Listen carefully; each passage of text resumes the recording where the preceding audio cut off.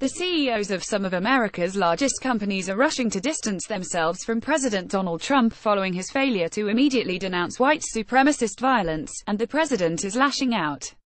Business leaders once hailed by Trump as geniuses were ripped as grandstanders by the president on Twitter Tuesday for deciding, amid soaring public outrage, to resign from White House advisory teams, including Trump's dwindling Manufacturing Council. For every CEO that drops out of the Manufacturing Council, I have many to take their place. Grandstanders should not have gone on.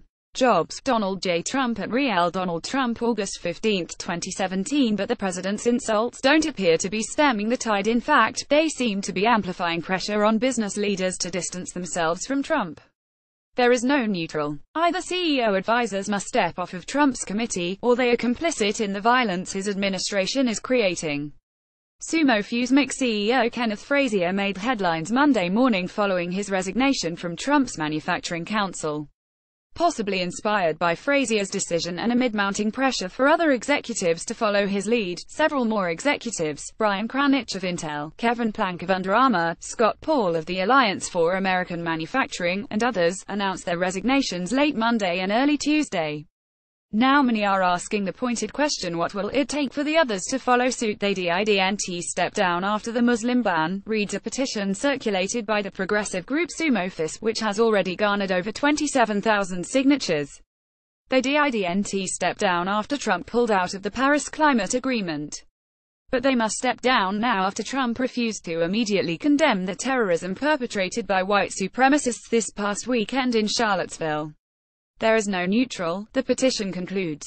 Either CEO advisors must step off of Trump's committee, or they are complicit in the violence his administration is creating. Public Citizen's Rick Claypool has launched a web page tracking the number of CEOs who have decided to remain complicit by sticking by Trump's side and embracing his pro-polluter, deregulatory, and anti-tax policies while ignoring other elements of his outrageous conduct. This is a choice these executives may come to regret, Claypool concludes.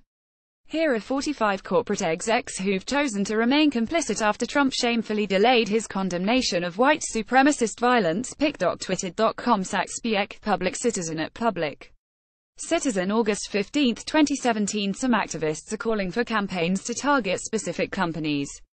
Ben Wickler, Washington director of MoveOn.org, is urging Americans to flood Campbell's customer service line until the company's CEO, Denise Morrison, resigns from Trump's Manufacturing Council. Campbell's CEO is on Trump's advisory council. Until Bannon's fired, staying on that council means brand risk of being called soup Nazis. https://t.cox9mxd5 Oops. Ben Wickler at Benicola, August 15, 2017. The at Campbell Cares customer service line, 8,002,578,443, will be open for calls Tuesday morning.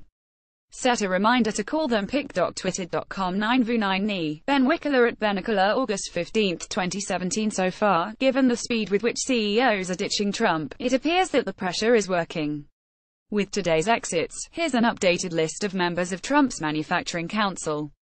pic.twitter.com/ubsbub6, Dan Diamond at Diamond, August 15, 2017.